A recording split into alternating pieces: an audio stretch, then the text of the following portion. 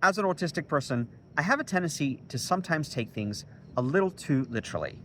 This tendency towards literalism is quite commonplace among autistics, and it means we take things often at face value.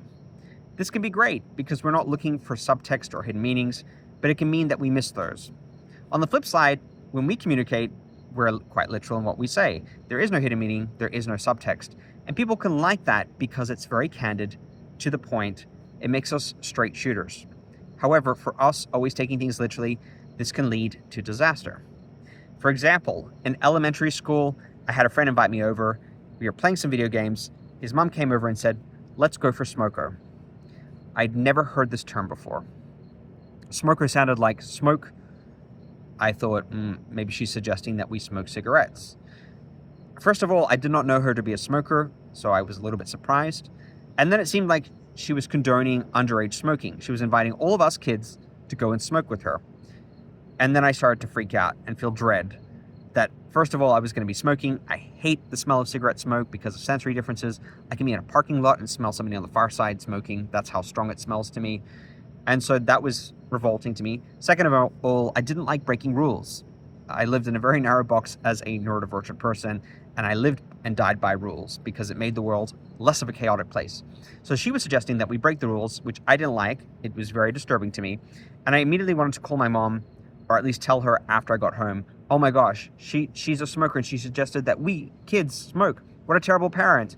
And I was spinning out and then waiting for this to happen because I felt like I was going to then be peer pressured into smoking with her and her kids.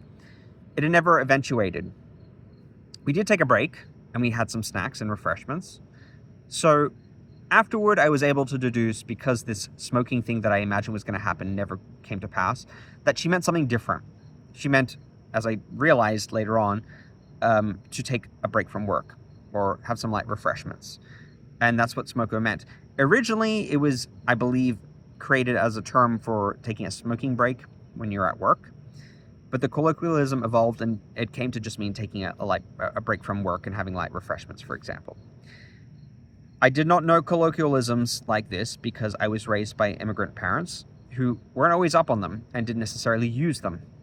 So growing up in Australian culture, I often heard these terms and had no idea what they meant. I had no previous reference to them. I didn't want to ask because it would make me look dumb, I feared. And so I ended up sitting in confusion a lot of the time, trying to pick up hints by the context as to what they actually meant and intended, and often getting it wrong and embarrassing myself in the process. Have you experienced this tendency to take things too literally? And has it led to something similarly disturbing or dread-inducing in your life, or led to a confusion or a misunderstanding in a social interaction? I would love to hear all about your experiences.